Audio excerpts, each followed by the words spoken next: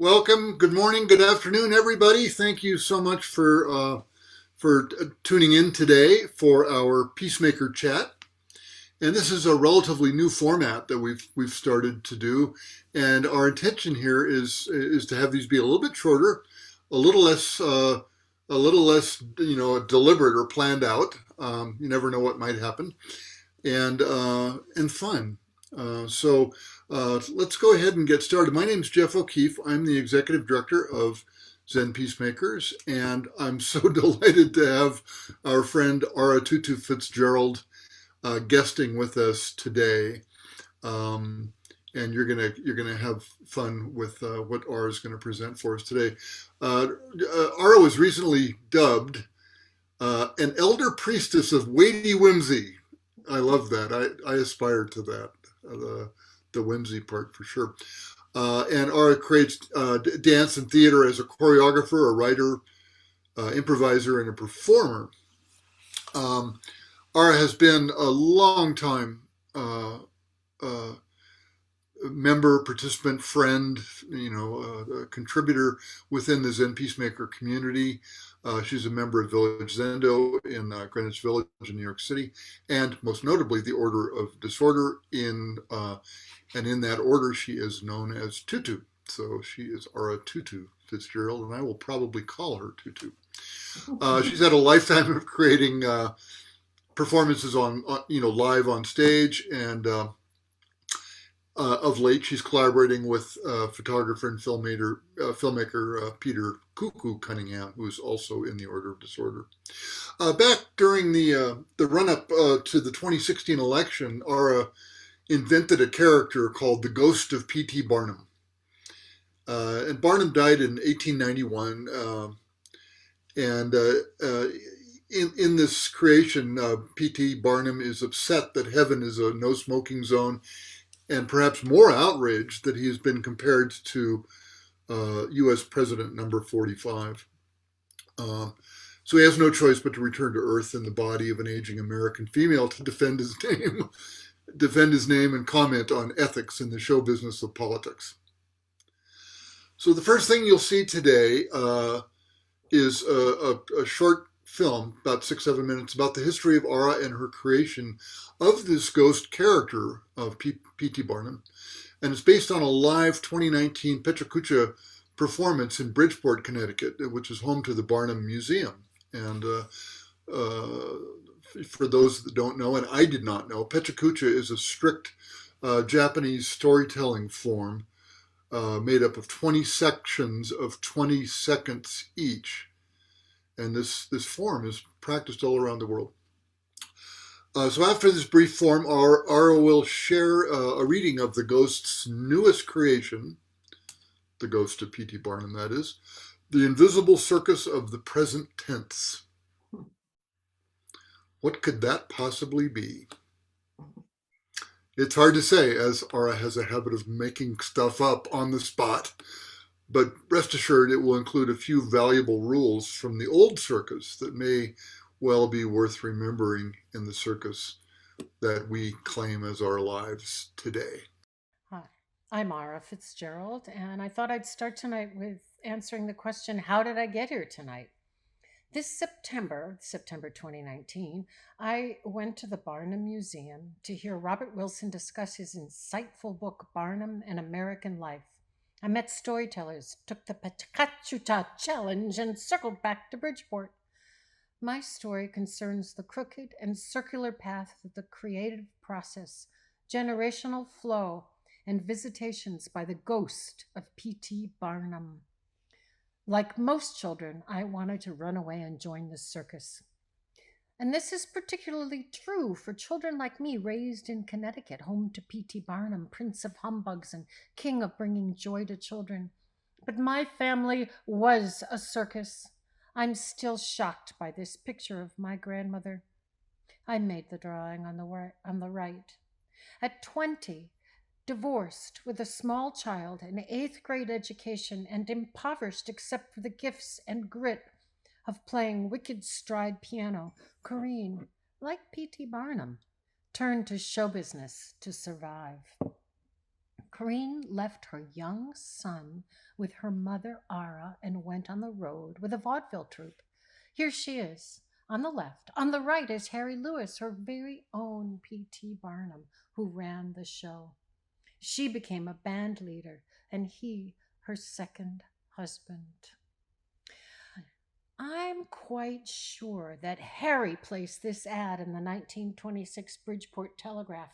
There on the right, you see it. Girl Week, stunning beauties in the Honeymoon Town Review featuring Corinne Fitzgerald and her St. Louis syncopators. Hoochie coochie, petcha coocha. Can you believe this is true? It is.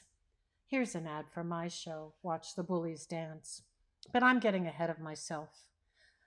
Vaudeville died. Corinne's husband, Harry, died. She went to Red Bank, New Jersey with her troupe to wait out talkies and get back on the road. Then her mother, Ara, died, and her son, Warren, my dad, came to live with her. Her unlikely boyfriend, Jake Butler, Harvard-educated lawyer, tamed my dad, sent him to Wesleyan years before their 45-year-long marriage. Jake said he got the show out of trouble in 1927 and never forgot her. Their love, a high-wire act, flew across ethnic, religious, and class divides, like the circus. After graduation from Connecticut College, I announced my plan to go to New York City to pursue modern dance. My parents, upset by this foolishness, heard my grandmother laugh and say, "A modern dancer is just a vaudevillian with an education." I had crooked elbows and a not perfect body. I was an improviser. I danced and wrote and drew. As the granddaughter of a vaudevillian with a fine education and serious training in dance, despite my imperfections, I became a professor by day and a performer by night. It's 1996, almost pre-computer and internet. I'm in a writing class at Wesleyan where I'm studying for a master's degree. Hillary Clinton, our First Lady, is failing to sell her health care plan. In a writing class, we're given a prompt to create a conversation between two famous people who never actually met. I take a break from staring at the blank page and read in the Middletown newspaper that Hillary Clinton is holding seances to contact Eleanor Roosevelt. Is this for real? Suddenly, the ghost of P.T. Barnum bellows at me that he must instruct Hillary on how to deal with the circus that is politics. She must set her act. She can't be a snake charmer and a trapeze artist at the same time. Let us see her soul, learn from Eleanor, speak from her heart. The class loves it and suggests I perform it in public. But I'm an exhausted mother of two wonderful sons and a full-time job with survival issues. The script goes in a drawer. My kids and I go to the circus. Cut to the summer of 2016. Hillary is running for president, and the ghost of P.T. visits me once again. Trust me, I'm not crazy. P.T. is upset that heaven is a no-smoking zone and outraged that he's being compared to candidate Donald Trump. Because monster that he sometimes was, P.T. had principles. He will emerge through a puff of his own cigar smoke. What? 20 years later, you want me to play you as you emerge from a puff of your own cigar smoke to defend your name and the basic principles of showmanship and ethics in politics? It's a challenge to meet Barnum in all his complexity. There is something of a freaky sideshow in the humbug of a not young woman playing this larger-than-life man, speaking to our better selves while entertaining us as a ghost. Barnum says, governing is not showbiz, it's real life. Trust, not fear. That is the art of the showman. We the people, we the people, we the people hold these truths. Our America, the greatest show on earth. Poof! Now, he tells me, we are entertaining him with our kaleidoscopes of lying madness. He proposes a section called Erect Peace. The problem with peace is that it's boring. As a showman, he can teach us how to come with passion to erect peace. He lived through the Civil War. We don't want to do this? Who knew that common sense could be so complicated?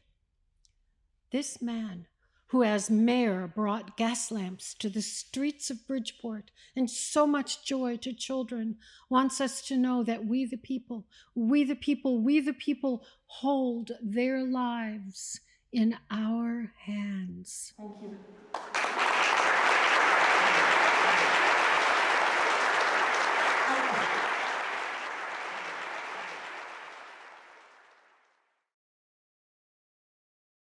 Wonderful film. Thank you so much.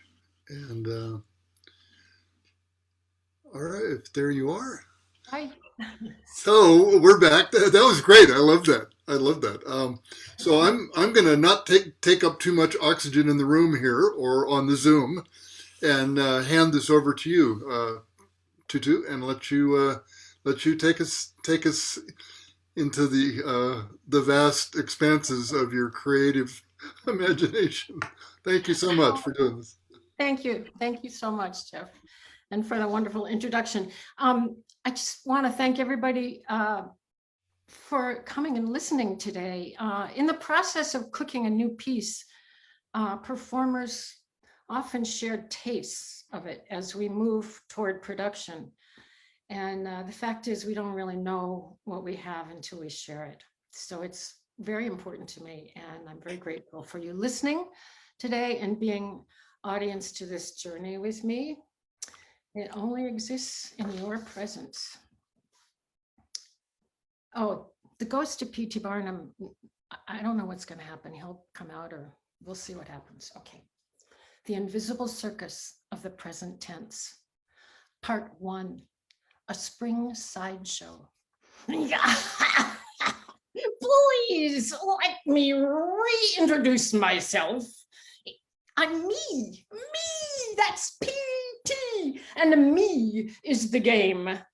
What you youngsters now call branding. I invented it, you know.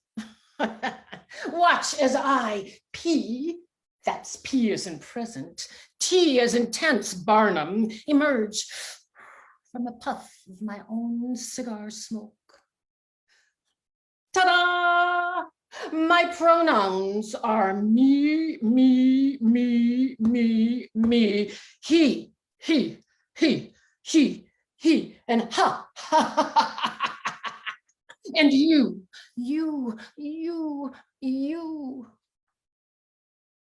May I remind you that each and every one of you is a pre-ghost.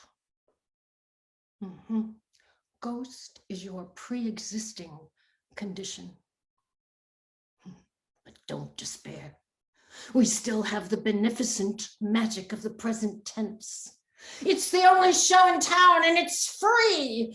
You'll laugh, you'll cry, you'll have no idea how to fly. Ah, it's a pleasure to be here with you, whoever you are and wherever you are. May you be well. May you be living. May you be someplace where the golden rule, the rule of law, the 4 noble truths in the 10 commandments still hold sway. And may you be living not alone, but with your inner child. Turns out heaven is a no smoking zone. On top of that, it's a no lying zone. At first, I hated that more than the no smoking. But before we get on with the show, I would like to offer you a little sideshow about this very spring, starring my favorite little lady.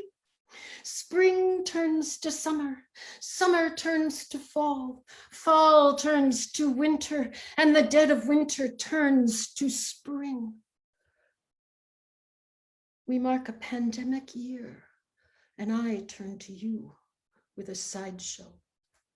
It's a miracle. Spring is immune to the virus. Infected with the virus of spring, I, the ghost of PT, that's present tense Barnum, decide to become one with a flowering tree and to dance next to the beating heart of my favorite lady slipper. I remember my first lady slipper. Not long ago, in 1853, I found her on a walk with my friend Henry David Thoreau in his woods. His woods? We knew better than that even then. Observe the curve of her stem, her broken beating heart, which looks like a scrotum, not a lady, a heart, or a shoe. There she is, alive again in this forest, beautiful and horrible, a freak of nature, just like you and me. And magic, poof, and I'm back in the 21st century, and so is my lady slipper, a living relative of her ghostly flowering ancestors. Hundreds of flower generations later, he, she, it, they bloom in pure beauty, in perfect harmony. Thoreau reminded me that as with the early settlers, if we don't learn the ways of Native American tribes, you don't survive. The moccasin flower is her original name. I bow down. Oh, spring 2020. I wonder if the roots of the lady slipper, moccasin flower, could provide a cure for the current pandemic. I could make a fortune. Folks make more and more and take more and more of this stuff to keep hope alive, or not to have to admit that they've been hoodwinked. To pick or not to pick, pill form or tincture, me and my Midas touch. I'll sell the tincture in gold bottles next to the peanuts. Oh, right. On second thought, poor Midas. Everything he touched, turned to gold. Golden signs, golden statues, golden children, golden showers, golden toilets. He ended up in a gold-encrusted world alone, and he could no longer breathe. Pay attention. Don't be fooled by the lies of gold. These days, the moccasin flower is nearly extinct, just like you and me. It's illegal to pick the moccasin flower and the lady slipper. Oh, damn it, the rule of law.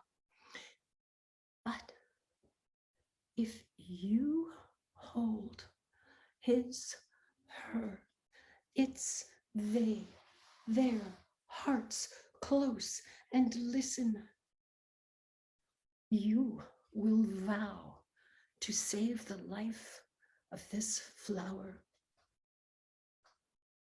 Bless the mud of this moment on Mother Earth, in which a forest flower, a florist orchid, can grow and be protected on the stolen land of the Wampanoag.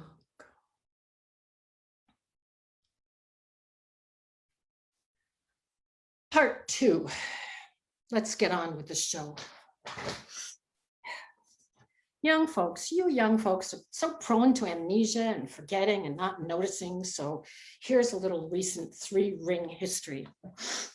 April Fool's Day, 2021. I emerge as usual through a puff of my own cigar smoke, and I say, "May I have your attention, police?" Ta-da.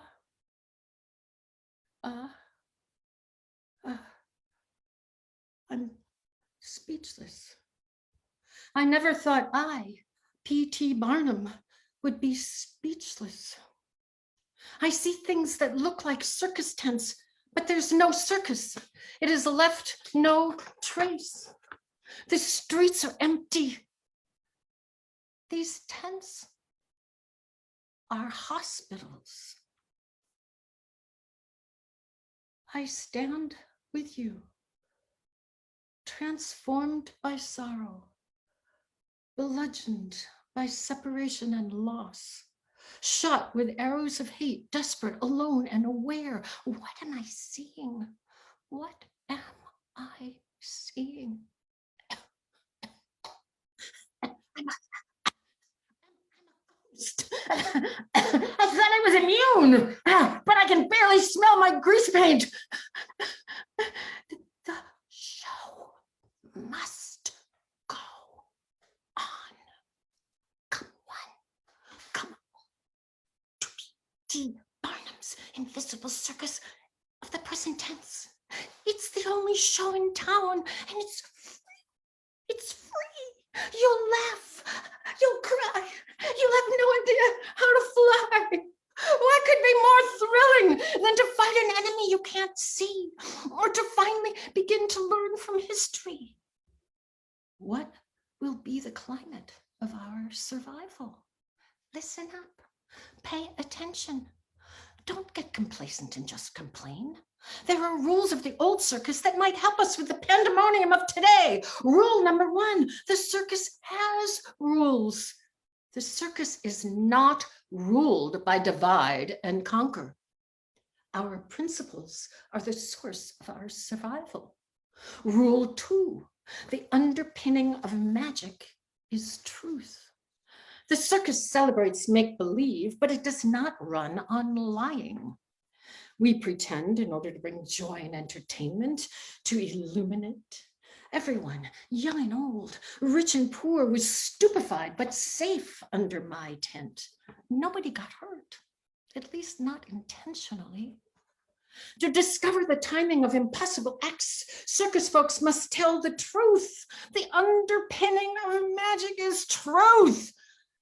Let's examine the High Wire Act in its science and community action. If a trapeze artist misses the clutch and plummets to the sawdust, does the ringmaster bellow? You did not see what you just saw, and if you say what you just saw, you're out of here. And furthermore, if you say what you just saw, I'll lock you up. Yeah, I'll beat you up. I believe in peace, the peace in my pocket. And watch, here come my gun-toting dancing clowns in the name of Jesus. Does the ringmaster blame the Bengali lion tamer? The Chinese acrobats? No, the real ringmaster makes everything stop. Expert medical care arrives. We had doctors on staff, the very best. Together, we watch as the stagehands test the rigging, test the nets, test the timing. It's dangerous, it's complicated. When the stage managers with their common sense deem it's safe again, the ringmaster shouts, "Let the flying begin!" The audience that waited in silent, separated suspense explodes in applause at the terrifying, spine-tingling terror of the present tense. Listen up, the magic of the real circus is grounded in truth. Who knew that common sense could be so complicated? Rule number 3, a living wage for living work for all. In this circus, we are one working community. And like a real family, we face the freak in each other. Everybody has a job. Everybody makes a living wage. Imagination is the muse of every worker. Circus folk and their families earn enough to live decently: food, home, healthcare, education. And why? So the circus can thrive. I know. The ringmaster makes more than the lion tamer, who makes more than the bareback rider, who makes more than the seamstress, who makes more than the poop patrol. But we know we are essential, each of us essential, and we get a living paycheck, respect for a day's work, and we can still hold the dream of being ringmaster, richest star of the trapeze, or a strong man on a sideshow. We walk the tightrope of our lives with a balance beam, a living wage for all. Together we thrive. You know that act that stacks the teacups up and up and up and up and up and up and up and up and up and up and up? Well, they all fall down. They always all fall down. and the audience gasps and applauds when those cups crash. Truth is, it's the law of gravity. It topples the top heavy. Like the greenbacks of millionaires, billionaires who don't pay taxes, stacked upon more and more billions and more and more and more and more and more, until finally the economy crashes down. Poetry, eh? Hey, stuck at home and stir crazy, are you? Drop the remote, drop your phone, and start stirring. What good is it to be speechless and afraid? It's the vacuum of terror into which fascists scream. Pay attention, don't get complacent. Stir the soup and share it. As my favorite Zen wise man says, we make a meal with what we have, and if we have, we share it. Stir for the golden rule, stir for vaccinations, stir to stop the shooting, stir for hazard pay, stir to honor the treaties, stir to force a senator with a Roman hairdo to walk for 1 month in the shoes of a single parent with 4 children and 3 minimum wage jobs, and then ask that lawyer, that lawmaker, what would actual Jesus do? Stir the soup in the 3-ring circus of your kitchens, in the 3-ring circus of your kindness. As you share your soup, I begin to smell my grease paint in the present tense. If you haven't figured this out yet, this is a redemption story for me and for you. Dare I hope? Rule number 4, more poetry, less profiteering. A daily ritual. I open the mailbox with rubber gloves and bless the United States Post Office for still being alive. Ta-da! It's a red letter day, a book of poetry. The blank page of a broken heart asks for poetry. More poetry, less profiteering. Hope is the thing with feathers. The poet Emily Dickinson wrote that in my century, the 19th. She hardly ever left her bedroom. I still think of her as the muse of our solitudes. Turns out we're 5th cousins twice removed. How's that for merry old New England? If I'd been able to get her to come out of that damn house to join the circus, I could have made her a star. To me, she will always be a ringmaster of the imagination. 1 room, 1 poet, a 3-ring circus of hope in 1 feather. My letter to the world was too much about me. Me. This one's about you, you, and you, and you, and you, and you, and you. Rule number 5. There's no show without an audience. The audience experiences transformation, the transformation of awakening to the present tense. And there's no show without each and every one of you. Joyce Heth, a former slave, was my first act, and I was my own civil war, you might say, or was I a man of my time? I became an ardent abolitionist and later the honest mayor of a small city. I'd like to think I showed the merciless and merciful truth of our parentage as a nation with Joyce in her act as a 161-year-old wet nurse of George Washington. She and I both thought that everyone would learn from her song about all that was wrong. And I did teach-ins at my museum. Pro-union exhibits and stories about Pauline Cushman, a real live Union spy, come out from behind Confederate lines. And guess what? A Confederate backlashed by setting fire there. So familiar? Why do you look back at history and do comb-overs? Why do you look back at history and do cancellations? Why not witness the past in all its complexity, its brutality, its promise, and sometimes its grace? Who will you be in the context of your history? What will you be proud of 7 generations from now. Rule number 6. Keep your amygdala brain in a cage. I confess, I played with your amygdala, your lizard brain. I fired up fright and flight, the horror and delight of brains aflame. But that was entertainment, brute force contained. Hear the roar of a collective exhale and laughter from crowds of all ages, families and friends and enemies in a tent together, laughing at human foibles, tragedies, fantasies, and fears. I gave you the entertainment you craved, but I had hoped to open your hearts to the truth that we were all the other and each other's brother and mother and sister and son. I was not perfect. Was I the exploiter or the employer of human beings society exiled as freaks?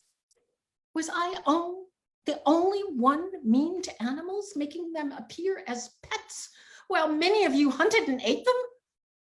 Why couldn't you see yourself in the eyes of the other? May you be of a lion heart and elephant smart, and put your lizard brain, your lying unfettered rage, in a cage. The body politic of America, the greatest show on earth, has an autoimmune disease. It's a condition in which the body's immune system mistakes its own healthy tissues as foreign and attacks them. Free radicals attack if they are not balanced by antioxidants. Each and every one of you is called to be a cellular ringmaster. Shall we keep this body politic alive? Dare I hope? Have you seen the crowds? The invisible circus of the present tense plays 24 hours a day. Millions of broken hearts, cellular ringmasters pour into the streets to say what they see. What do I miss most as a ghost? You, us, we the people who together perform the truth of the present to save our flowering lives and the mud of Mother Earth in which we grow.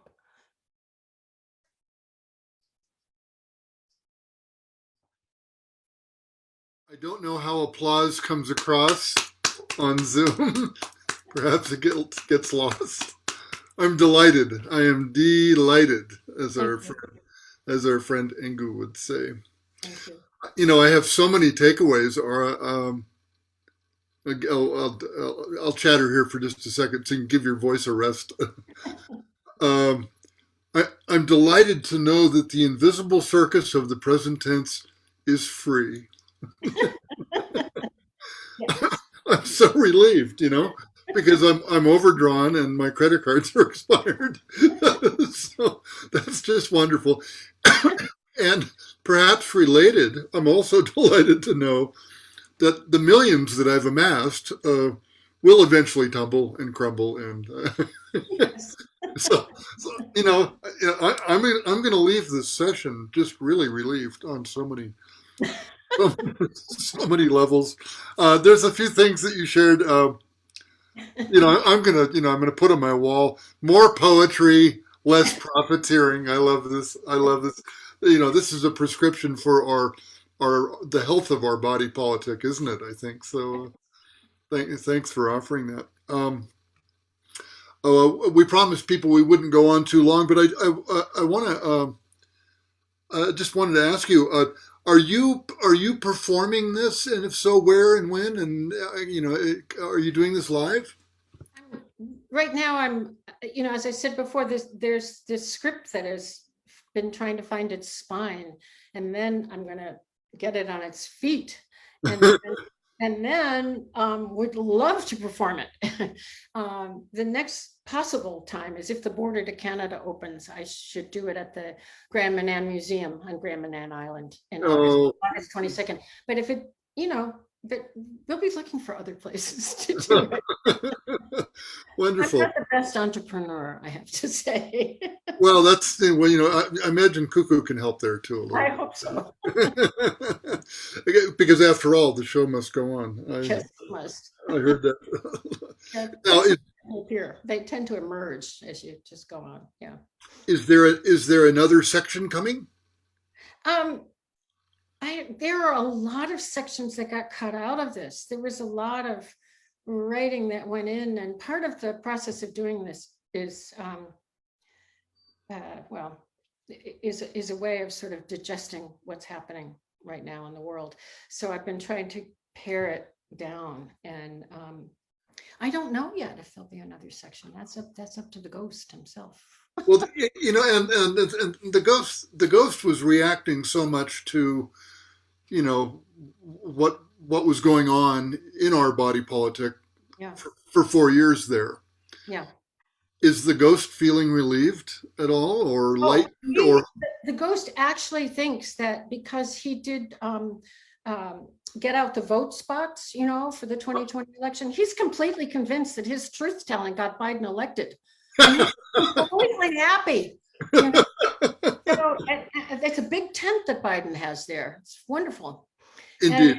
And the possibility. Yeah. But he knows that we all have to work now. So at this. Yeah. Because that condition didn't go away. That's right. Yeah. And in the Watch the Bullies Dance, he talks about coming with compassion to erect peace, and listening to our mother to erect peace. That we must. Well, I'm glad you mentioned your get out the vote spots, because I watched every one of them, and multiple times, and I made other people watch them too. So it was great. They were already voting, so I don't think it had any real benefit here.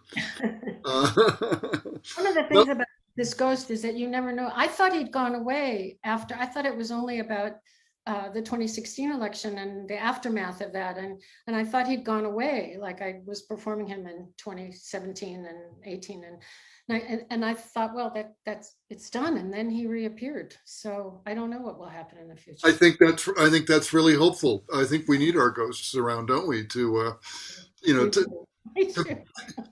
to vocalize. From something other than our amygdala brain. So, that's wonderful. Well, and the Dickinson quote, I think I got that right. Hope is the thing with feathers. It's the thing with feathers. It's one of her famous quotes. I love that. That's so good. Well, I will thank you with 3 deep bows, and so appreciate that you gave us your time and your heart and your love and your creativity today. And we're going to do this again.